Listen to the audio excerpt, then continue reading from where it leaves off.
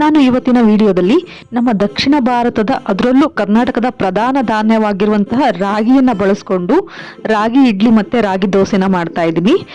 ರಾಗಿ ಅನೇಕ ಆರೋಗ್ಯ ಪ್ರಯೋಜನಗಳನ್ನು ಹೊಂದಿರುವ ಸೂಪರ್ ಫುಡ್ ಆಗಿದೆ.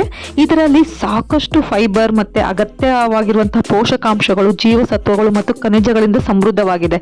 ಹಾಗಾಗಿ ragi is a power of nutrients, ಅಂದರೆ ರಾಗಿ ಪೌಷ್ಟಿಕಾಂಶದ ಶಕ್ತಿ ಕೇಂದ್ರವಾಗಿದೆ. ಇದು ಪ್ರೋಟೀನ್, ಕ್ಯಾಲ್ಸಿಯಂ, ಪೊಟ್ಯಾಷಿಯಂ ಮತ್ತು ಕಬ್ಬಿಣದ ಅಂಶಗಳನ್ನು ಅತ್ಯುತ್ತಮ ಮೂಲವಾಗಿದೆ. ಹಾಗೆ ಗ್ಲುಟೆನ್ ಮುಕ್ತವಾಗಿದೆ. ರಾಗಿಯಲ್ಲಿ ಫೈಬರ್ ಅಧಿಕವಾಗಿದೆ, ಹಾಗಾಗಿ ಜೀರ್ಣಕ್ರಿಯೆಗೆ ಸಹಾಯ ಮಾಡುತ್ತೆ. ಮತ್ತು ರಾಗಿಯಲ್ಲಿ 34 ಮಿಲಿಗ್ರಾಂ ಪರ್ 100 ಗ್ರಾಮ್ ಅಷ್ಟು ಕ್ಯಾಲ್ಸಿಯಂ ಇರುತ್ತೆ. ಈ ಕ್ಯಾಲ್ಸಿಯಂ ಅಂಶ ಮೂಳೆಯ ಆರೋಗ್ಯಕ್ಕೆ ತುಂಬಾನೇ ಒಳ್ಳೆಯದು. ಹಾಗೆ ಕಬ್ಬಿಣದ ಅಂಶ ಕೂಡ ಅಧಿಕವಾಗಿರೋದ್ರಿಂದ ಅನಿಮಿಯಾ ಅಂದರೆ ರಕ್ತಹೀನತೆಯಿಂದ ಬಳಲ್ತಿರೋರಿಗೆ ಇದು ಬೆಸ್ಟ್ ಫುಡ್ ಅಂತಾನೆ ಹೇಳ್ಬೋದು. ರಾಗಿಯಲ್ಲಿ ಲೋ ಗ್ಲೈಸೆಮಿಕ್ ಇಂಡೆಕ್ಸ್ ಇರೋದ್ರಿಂದ ವೇಟ್ ಲಾಸ್ ಮಾಡ್ತಿರೋರು, ಅದರಲ್ಲೂ ಶುಗರ್ ಪೇಷಂಟ್ಗಳಿಗೆ ಈ ಒಂದು ಫುಡ್ ಬೆಸ್ಟ್ ಅಂತಾನೆ ಹೇಳ್ಬೋದು. ಹಾಗಾದ್ರೆ ರಾಗಿ ಬಳಸ್ಕೊಂಡು ಒಂದೇ ಹಿಟ್ಟಲ್ಲಿ ರುಚಿಕರ ಮತ್ತೆ ಆರೋಗ್ಯಕರವಾದ ರಾಗಿ ದೋಸೆ ಮತ್ತೆ ರಾಗಿ ಇಡ್ಲಿ ಮಾಡೋದು ಹೇಗೆ ನೋಡೋಣ ಬನ್ನಿ. ಮೊದಲಿಗೆ ನಾನು ಒಂದು ಪಾತ್ರೆಗೆ ಕ್ಲೀನ್ ಮಾಡಿ ಇಟ್ಕೊಂಡಿರುವಂಥ 1 ಕಪ್ಪು ರಾಗಿನ ತಗೊಳ್ತಾ ಇದ್ದೀನಿ. ಹಾಗೆ ಅರ್ಧ ಕಪ್ ಅಕ್ಕಿನ ಹಾಕೊಳ್ತಾ ಇದ್ದೀನಿ. ನಾನಿಲ್ಲಿ ರೇಷನ್ ಅಕ್ಕಿ ಯೂಸ್ ಮಾಡ್ತಾ ಇದ್ದೀನಿ. ಹಾಗೆ ಇದಕ್ಕೆ ಅರ್ಧ ಕಪ್ಗಿಂತ ಸ್ವಲ್ಪ ಕಡಿಮೆ ಉದ್ದಿನ ಕಾಳನ್ನ ಹಾಕೊಳ್ತಾ ಇದ್ದೀನಿ. ನೀವು ಬೇಕಿದ್ರೆ ಉದ್ದಿನ ಬೇಳೆ ಕೂಡ ಯೂಸ್ ಮಾಡಬಹುದು. ನಂತರ ಇದಕ್ಕೆ 1 ಟೀ ಸ್ಪೂನ್ ಅಷ್ಟು ಮೆಂತೆ ಕಾಳನ್ನ ಹಾಕೊಳ್ತಾ ಇದ್ದೀನಿ. ಈಗ ನೀರನ್ನ ಹಾಕೊಂಡು ಒಂದು 2 ರಿಂದ 3 ಸಲ ಚೆನ್ನಾಗಿ ವಾಶ್ ಮಾಡ್ಕೊಳ್ತಾ ಇದ್ದೀನಿ. ವಾಶ್ ಮಾಡ್ಕೊಂಡ್ಮೇಲೆ ಫ್ರೆಶ್ ನೀರನ್ನ ಹಾಕಿ ಒಂದು 6 ಗಂಟೆಗಳ ಕಾಲ ನೆನೆಲಿಕ್ಕೆ ಇಡ್ತಾ ಇದ್ದೀನಿ. ಸೇಮ್ ಅಕ್ಕಿ ಇಡ್ಲಿ ಮಾಡ್ತೀವಲ್ಲ ಅದೇ ಪ್ರೊಸೀಜರ್ನ ಫಾಲೋ ಮಾಡಿದರೆ ಸಾಕು. ನೋಡಿ, ನೆನೆಸಿಟ್ಟಿದ್ನಲ್ಲ ಕಾಳುಗಳನ್ನ ಗ್ರೈಂಡ್ ಮಾಡ್ಲಿಕ್ಕೂ 10 ನಿಮಿಷ ಮುಂಚೆ ಈ ರೀತಿ ಸಪ್ರೇಟಾಗಿ ಮೀಡಿಯಂ ಅವಲಕ್ಕಿನ ತೊಳೆದು ನೆನೆಸಿ ಇಡ್ತಾ ಇದ್ದೀನಿ.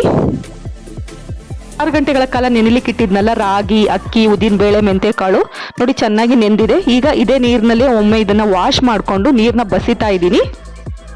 ಹಾಗೆ 10 ನಿಮಿಷಗಳ ಕಾಲ ನೆನೆ ಇಟ್ಟಿದ್ನಲ್ಲ ಅವಲಕ್ಕಿನೂ ಕೂಡ ಮತ್ತೆ ಈ ನೆನೆಸಿದ ಎಲ್ಲ ಮಿಶ್ರಣವನ್ನು ನಾನೀಗ ಮಿಕ್ಸಿಗೆ ಹಾಕ್ಕೊಂಡು ನೀರನ್ನು ಈ ಇಡ್ಲಿ ಕನ್ಸಿಸ್ಟೆನ್ಸಿಗೆ ಎಷ್ಟು ಬೇಕಾಗುತ್ತೋ ಅಷ್ಟು ನೀರನ್ನು ಹಾಕ್ಕೊಂಡು ಈ ರೀತಿ ನೋಡಿ ರುಬ್ಕೊಂಡಿದ್ದೀನಿ. ಸೇಮ್ ಇಡ್ಲಿಗೆ ಯಾವ ಥರ ನೀವು ಕನ್ಸಿಸ್ಟೆನ್ಸಿಯಲ್ಲಿ ರುಬ್ಕೊಳ್ತೀರಾ ಅಷ್ಟು ಕನ್ಸಿಸ್ಟೆನ್ಸಿ ಒಂದು ಹದದಲ್ಲಿ ರುಬ್ಕೊಂಡ್ರೆ ಸಾಕಾಗುತ್ತೆ.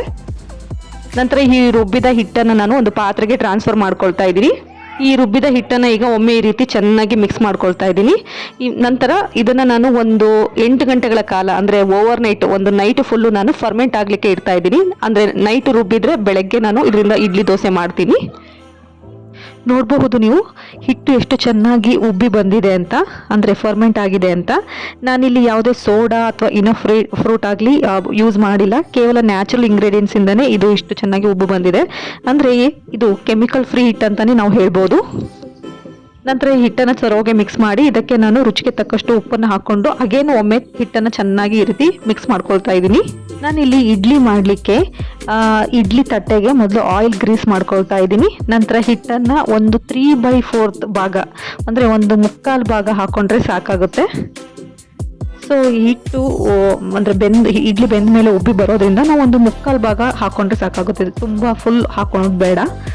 ನೀರು ಆಲ್ರೆಡಿ ಇಡ್ಲಿ ಪಾತ್ರೆಯಲ್ಲಿ ಬಿಸಿಯಾಗಿದೆ. ಈಗ ಈ ಇಡ್ಲಿ ಪ್ಲೇಟ್ಗಳನ್ನ ನಾನು ಪಾತ್ರೆಯಲ್ಲಿಟ್ಟು ಒಂದು 15 ನಿಮಿಷ ಬೇಯಿಸ್ಕೊಂಡ್ರೆ ಸಾಕಾಗುತ್ತೆ. ಈಗ 15 ನಿಮಿಷ ಆಗಿದೆ. ಗ್ಯಾಸ್ ಆಫ್ ಮಾಡಿ ಇಡ್ಲಿ ಪ್ಲೇಟ್ನ ಸ್ವಲ್ಪ ಕೂಲ್ ಆಗಲಿಕ್ಕೆ ಇಡ್ತಾ ಇದ್ದೀನಿ. ನೋಡ್ಬೋದು ಇಡ್ಲಿ ಪ್ಲೇಟ್ಗೆ ಇಡ್ಲಿ ಸ್ವಲ್ಪನೂ ಸ್ಟಿಕ್ ಆಗಿಲ್ಲ, ಎಫರ್ಟ್ಲೆಸ್ ಆಗಿ ತೆಗಿಬೋದು. ಇಡ್ಲಿ ತುಂಬ ಚೆನ್ನಾಗಿ ಬೆಂದಿದೆ, ನೀವು ನೋಡ್ಬೋದು ಸ್ಪಾಂಜ್ ಥರ ಬಂದಿದೆ. ಈ ಥರ ಮೃದುವಾದ ರಾಗಿ ಇಡ್ಲಿ ಪರ್ಸ್ನಲಿ ನನಗೆ ಫೇವ್ರೆಟ್ ಡಿಶ್ ಅಂತಲೇ ಹೇಳ್ಬೋದು. ಏಕೆಂದರೆ ಅಷ್ಟೊಂದು ರುಚಿಯಾಗಿರುತ್ತೆ ಈ ಇಡ್ಲಿ. ಈ ಇಡ್ಲಿ ಜೊತೆ ನೀವು ಕಾಯಿ ಚಟ್ನಿ ಅಥವಾ ಸಾಂಬಾರು ಅಥವಾ ಯಾವುದೇ ಬ್ರೇಕ್ಫಾಸ್ಟ್ ಚಟ್ನಿ ಆದ್ರೂ ಒಳ್ಳೆ ಕಾಂಬಿನೇಷನ್ ಆಗಿರುತ್ತೆ. ಅದರಲ್ಲೂ ಕಾಯಿ ಚಟ್ನಿ ಬೆಸ್ಟ್ ಕಾಂಬಿನೇಷನ್ ಅಂತಲೇ ಹೇಳ್ಬೋದು. ನಾನೀಗ ಇದೇ ರಾಗಿ ಹಿಟ್ಟನ್ನು ಯೂಸ್ ಮಾಡಿಕೊಂಡು ರಾಗಿ ದೋಸೆ ಮಾಡ್ತಾ ಇದ್ದೀನಿ. ನಾನಿಲ್ಲಿ ನಾನ್ ಸ್ಟಿಕ್ ಹಂಚನ್ನ ಯೂಸ್ ಮಾಡ್ತಾ ಇರೋದ್ರಿಂದ ಜಸ್ಟ್ ವಾಟರ್ ಸ್ಪ್ರಿಂಕಲ್ ಮಾಡಿ ಮೀಡಿಯಂ ಫ್ಲೇಮ್ ಇಟ್ಕೊಂಡು ದೋಸೆನ ಹೊಯ್ಕೊಳ್ತಾ ಇದ್ದೀನಿ. ನಂತರ ಇದಕ್ಕೆ ಸ್ವಲ್ಪ ಆಯಿಲು ಅಥವಾ ತುಪ್ಪನ ಸವರ್ತಾ ಇದ್ದೀನಿ. ಒಂದು 2 ನಿಮಿಷ ಬಿಟ್ಟು ದೋಸೆನ ತೆಗಿತಾ ಇದ್ದೀನಿ. ನೋಡ್ಬೋದು ದೋಸೆ ಟೇಟ್ ಮಸಾಲೆ ದೋಸೆ ಥರನೇ ಬಂದಿದೆ, ಹಾಗೆ ಅಷ್ಟು ರುಚಿಯಾಗಿರುತ್ತೆ. ಸೊ ನೀವು ಕೂಡ ಈ ಆರೋಗ್ಯಕರ ರೆಸಿಪಿನ ನಿಮ್ಮ ಮನೆಯಲ್ಲಿ ಟ್ರೈ ಮಾಡಿ ಹೇಗೆ ಬಂದಿದೆ ಅಂತ ಕಮೆಂಟ್ ಮಾಡಿ ನನಗೆ ತಿಳಿಸಿ. ಹಾಗೆ ಇನ್ನೂ ಹೆಚ್ಚಿನ ಆರೋಗ್ಯಕರ ರೆಸಿಪಿಗಳು ಹಾಗೆ ಆಹಾರದ ಮಾಹಿತಿಗಳಿಗೆ ನನ್ನ ಚಾನಲ್ನ ಸಬ್ಸ್ಕ್ರೈಬ್ ಮಾಡಿ ಮತ್ತು ನನ್ನ ವಿಡಿಯೋನ ಲೈಕ್ ಮಾಡಿ, ಆದಷ್ಟು ಶೇರ್ ಮಾಡಿ.